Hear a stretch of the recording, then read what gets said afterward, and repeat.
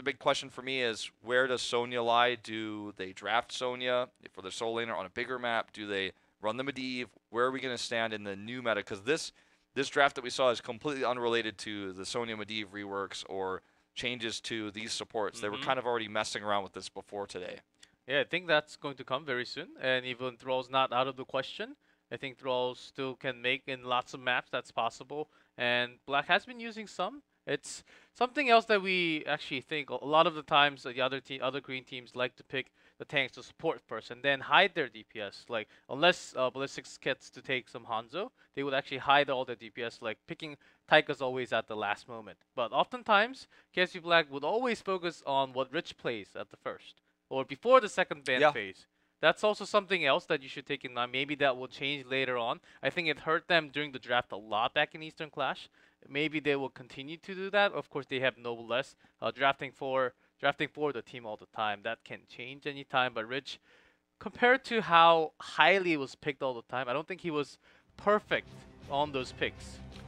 If you talk about team, not just about how he plays, his mechanics and individual skills, of course, very good. But I'm talking about the team fight potential. Yeah, and I mean, his teamwork within the team. They also gave away the Uther to be banned, and that limits a lot of what Genji can do. They went for double support instead, but still, even double support is not as good as Divine Shield. So, as it turns out, invulnerability is pretty strong. But I agree with you. They grabbed the Genji early in the draft. They had a plan from start to finish, but with the Tastar pick, it got a little bit tougher.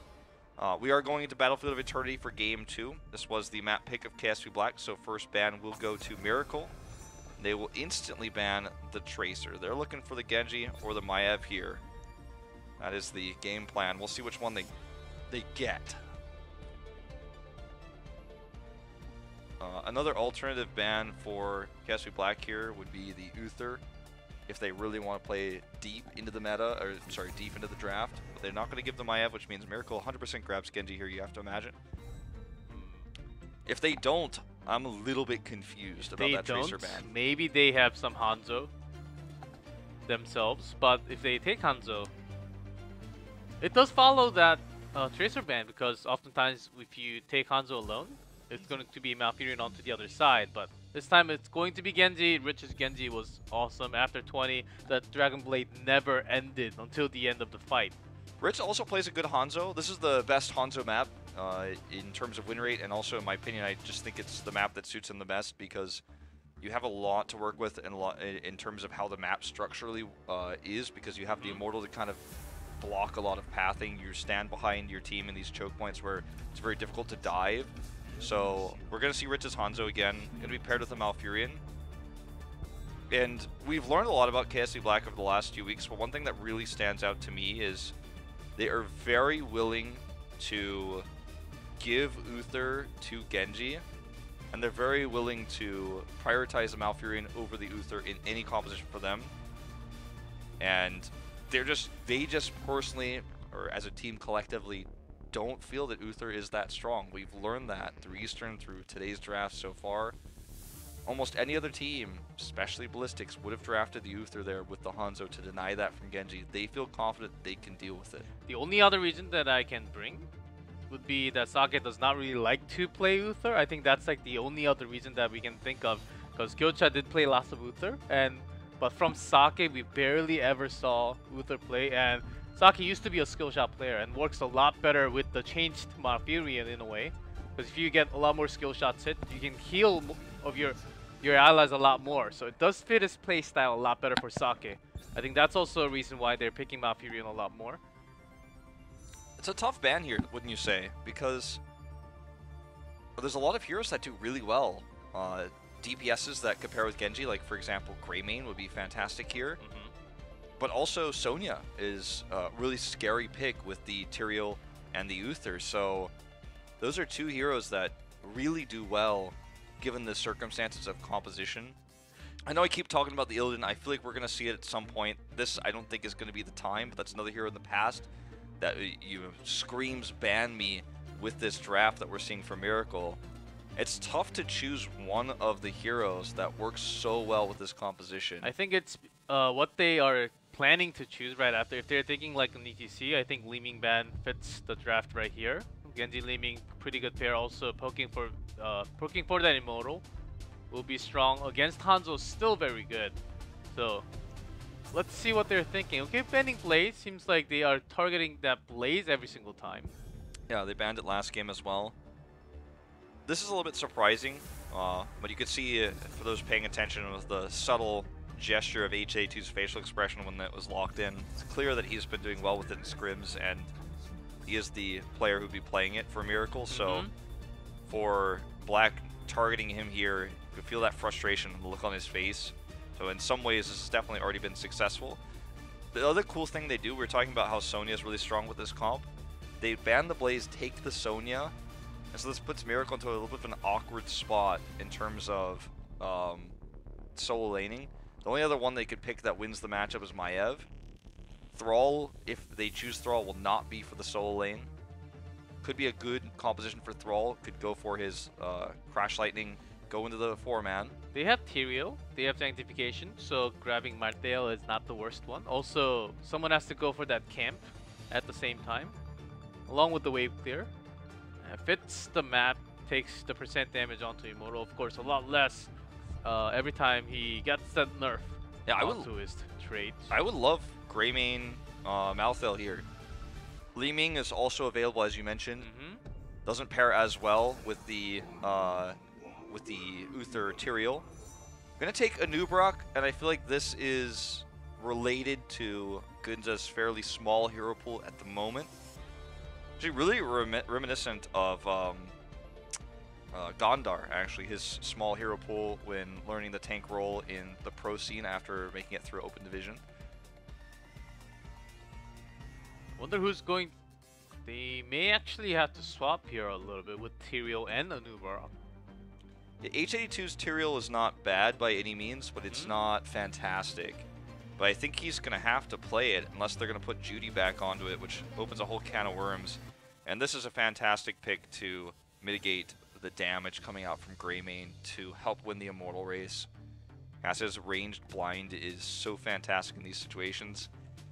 Let's keep a close eye on KSV Black throughout the rest of this series too, how much commitment to blinds they are running with Johanna high priority in second rotation last map, and then now the Cassia coming in as the second DPS here. I think they have lots of counters, and Black is going to look for those pokes from Hanzo. I think that's exactly what they're looking for. They want to poke a lot, then when they get the chance to focus fire with Sonya coming in with the spear, they do have lots of CC chain, big roots coming out from Malfurion, and also Power Slide is always available from ETC. Miracle, they can turn that around with a perfect Sanctification, but oftentimes, and very often right now, a Sanctification does not get to channel. Oftentimes it is cancelled right before, and you don't really get to use it during the team fight unless you get that 10 seconds right after.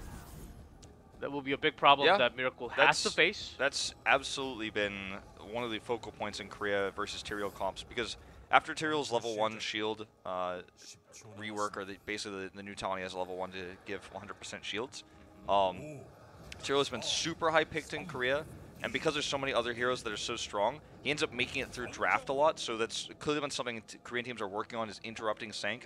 That's actually a really good point you made. It will be H82 on the Tyrael. I don't want to call him an inexperienced Tyrael player, but he's certainly not one of the Tyrael legends we've had in Korea. He's much more known for more bruiser-oriented solo laners. So let's see how this one pans out. There's going to be Gunja again on that Anub'arak. This is, as you mentioned before, kind of a hero pool problem. So, also interestingly for Rich, it's going to be the Scatter at level 1 and not Redemption. So, of a safer, more camp-oriented pick here rather than looking for pure damage and attack speed. It's not the worst. And Judy's going for this cheesy strat once again. I think we're going to have to call this the Relic from now on, because Relic did this first. Well, Grubby did it a long time ago. Sure, I just mean in Korea. But he's getting caught though, and Tyrael's not even close. He barely got it. Oh my god, that was that weird. drafting was... That drift was almost like initial D right there. Yeah. I want to play the soundtrack now.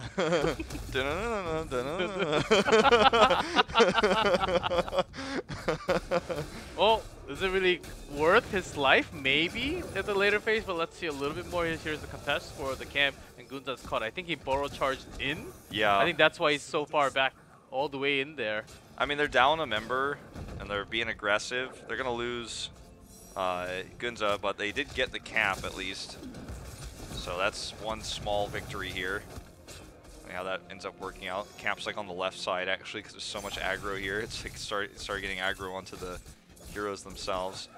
So 2 big wins for KSV Black and 1 small loss in terms of the healing fountain. But we're looking at Malfurion as the support for KSV Black. So he has Innervate. He has really good sustained healing to keep everybody healed up. So it's not going to be as significant. This is becoming like a really big thing actually. This is now just like the meta I guess on this map is to try to kill these healing fountains, but I do have to question the risk, you know? Ninja's on a mission. Ninja's on a mission, Ninja's on a mission, and when they're given the mission, they have to complete it. That's what they do, even though they can sacrifice themselves. They do have to complete the mission. He did last time, that's his second one. I mean, I guess so, like... I think if you look into a longer game, I think it actually is worth the time and all the effort. Yeah, I mean, especially if you're going to look for a really long Immortal phase, that's going to be so important. Obviously, the Immortal, if you win it, because you're even on levels and you didn't lose experience from trying this, you're going to kill the Healing Fountain anyways, very much faster, but let's see if it pays off. They're looking for some damage here early in this fight. KSV Black is, that is, and they do end up winning this trade. Cap pushing bottom still kind of a big factor right now as well. KSV Black doesn't have anyone dealing with that at the moment. So that will eventually start to do some extra damage to the wall and further catch up the experience for Miracle. But KSV Black crushes this Immortal phase. The dead healing fountains don't really make any difference in this fight whatsoever. At least not yet. Liking these plays though. It's actually forcing lots of rotation. This means that they're looking for a longer game, which they're not good at. They used to be really one of the worst teams that in the longer and longer game. But here's the power slide onto the target, deflected. There's the protection onto Genji. He will barely survive. Well, Miracle's going to be happy they've got their healing fountain still because they certainly need it after this trade. Everyone's going to go tap it, but Hearthstone's not required here for KSV Black. Just going to grab this mana from these globes, and they are just simply going to go crush top. And sure, KSV Black lost 2 healing fountains to that push, and Judy lost his life once for that. But KSV Black got control of the entire map with the exception of the neutral bottom camp. So they want to fight, just didn't get the camp. And now they should be able to, with this very heavily shielded Immortal, get a healing fountain themselves. That's the thing, you spend so much time at the early game, but if you lose that Immortal, you can lose more than the healing fountain. You can actually lose half of the lane with just 1 or 2 Immortal coming by. To see how well Miracle can defend this, I think it matters a lot. I think T-Row should actually be up on top if they want to make all that strategy worth a while. Yeah, they eventually sent him up there, but yeah, it felt like something that has probably worked well in scrims, and Relic obviously has found some great success with it, but they're looking to collapse onto reset here. He is going to, with his passive, ignore a lot of the auto attack damage though coming through from Sniper. It will survive. Now Miracle finds himself a little bit out of position. Power Slide only going to catch Greymane, but that's enough to kill him. And you know what? Judy actually should not be standing there. I was going to say that might be the end of his life. Yeah, even with the Immortal, that was a 4v5. And Sonya, meanwhile, has been pushing the bot lane this far. And yep, he died anyways. ooh, I don't exactly know why Genji was there. Well, looking at based on the body there, I guess he was trying to harass while everyone else went home just to finish off the Immortal, but they nearly got a keep with the first Immortal of the game. And this is not because of the healing well. Let's not like oversimplify this situation, but KSV Black has just had control of this map. They have a draft that's so fantastic against Greymane with how Cassia has been used. Rich is going to get caught here, may actually die, does get blown up. HA2 going to Eldruins him for the kill. Sniper has that extra armor coming through from Jaehyun. Here comes the Lightning Ball and the Mosh Pit, completely ignored here. They do hit 10 and they're committing all the resources they have. Remember, Sonya comes into the fight now, and they're committing all the damage. More kills will happen very soon. There's another one, and Gunza is lost. He has to make a big travel. He has to book some hotels right now. So let's not even, like, overstate how much this game is probably over. Oh, man, that's... Well, he got aggroed too, so we'll end up giving the experience there. But the level advantage for KSV Black from 10 to 7 means they have heroics, but they also have 12% on average for these heroes of a scaling advantage as well, plus heroics. So even though Rich died and Miracle thought maybe this is our moment to win a numbers game, they just simply were not winning a numbers game. And when Sonya got over, when Kyocha arrived, it was just going to be a bad time. Rich with a fast respawn timer too. Notice how Rich uses his scatter arrow, by the way. Checks for vision with that one, but looks like Jaehyun's going to die. Before I can even make a point, people are dying. Nice arrow connected. Maximum range. Farthest range. Hanzo's not even here, and Sniper will get caught with that scatter arrow. Alone, Hanzo has been doing all that damage. So Rich uses these rock formations, and I recommend using these as well if you're playing Hanzo on this map. There's 4 basically rock formations around both Immortals, the north and south ones. Just bounce the scatter arrow right off that. You'll hit most of them every time. Yeah, it's very easy. Yeah. Unless you have all the enemies coming right at you. But oftentimes if you're alone, you can do this alone, and actually you can do a lot more damage to compare to Greymane even. Look at how quickly he's able to do that. Like, it's insane with the scatter arrow build, with the cooldown reduction, by the way, which was nerfed. It used to be even stronger. You can clear that Immortal, and basically Rich was PvEing this entire Immortal phase, so they get a full shield Immortal. Miracle still doesn't have 10. And suddenly that first game we just watched G-Clef with the double support on Tomb of the Spider Queen, Junkrat, Soul Lane, it all feels experimental, because when we go back to something more normal, something more comfort, this is not a close game, shall we say. And this is the spot HA2 from the side. And Nubarak is looking for that angle from the back, but Genji, okay, just harsh back home. I think they're looking for the chance before Black gets 13, but it's spotted. Gunza's coming from the side. Rich doesn't even use Sonic arrows, man. Why would he ever check with a Sonic arrow when he's got a slower, faster cooldown one to check? The Sanctification is good here, and they are going to get the blow-up onto Malfurion. Mosh Pit's available. Tist is going to threaten one to try to stop the chase here, but the bigger issue simply is this Immortal. Man, Sniper solo H82 barely gets out with that cleanse, and Nubarak gets caught, and Mosh Pit is... He's happy to dance right there. He doesn't even need to catch anyone. The keep is down. They got what they wanted. They are going for that core now. Yeah. Worst case, they could just head north and finish off the second keep, but I don't think that that is necessary with an Immortal that's still 2/3 health. They have Sonya, but, you know, they do back away. Malfurion wasn't here, so they don't have any healing, so it's going to be tough to kind of out-heal this. A little bit surprised they decided this so late, because it was very clearly a core call that was changed. And now they're going to try to head up and dominate this top lane, prep some waves to get the keep. I think the only thing they were thinking was because they were missing Malfurion, they were missing that healing coming out, and Core is still very strong, and Nubarak just blown up. He's alone. Oftentimes Gunza has to be careful, but takes out Cassia. That's a lot of damage removed, but Rich is still so strong and healthy. Greymane looks for that kill, but a single click, D walls away. A good Hanzo is never really vulnerable to dive.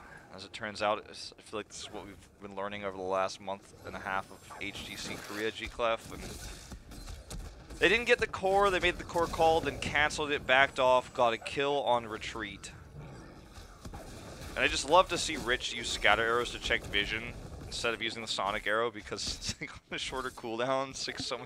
It's just like, yeah, okay, I couldn't auto attack to get my cooldown reduction, so I'll use the Sonic arrow this time. Also, one of the best things is, with Hanzo, even if you just spam all the skills, you are rarely low on mana. That's also a thing.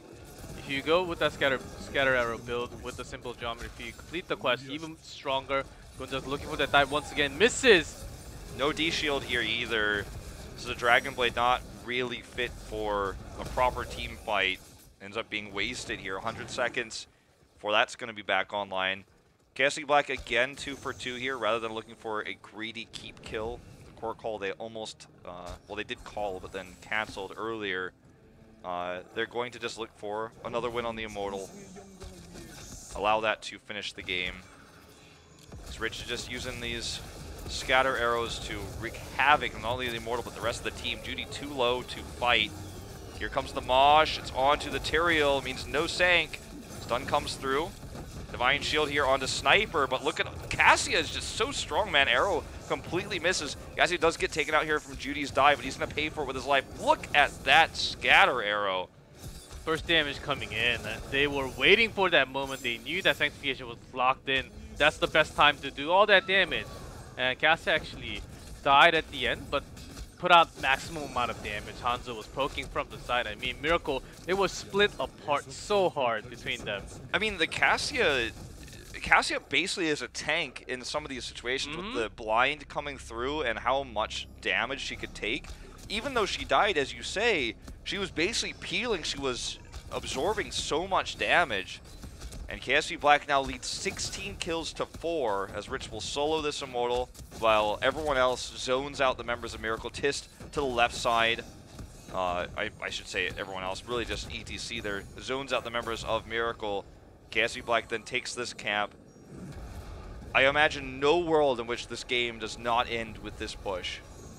I cannot imagine anything Miracle could do to win this game. In 15 seconds, they'll have a de-shielded Dragon Blade.